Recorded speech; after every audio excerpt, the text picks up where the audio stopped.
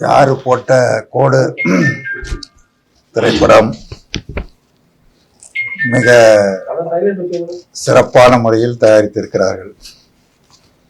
குறிப்பாக மாணவர்களை வைத்து இந்த சமூகத்திற்கு தேவையான பல நல்ல கருத்துக்களை மிகச்சிறப்பான முறையில் சொல்லியிருக்கிறார்கள். குறிப்பாக நம்ம சமூகத்தில் நிலவி வருகிற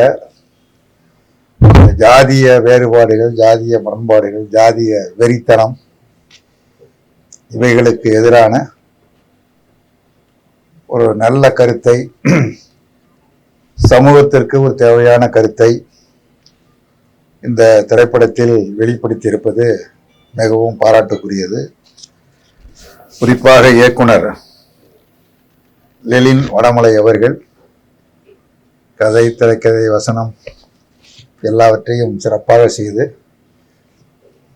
நடிகர்களையும் கலைஞர்களையும் சிறப்பான முறையில் நடிக்க வைத்து ஆசிரியராக நடிக்கக்கூடியவர் மூலியமாக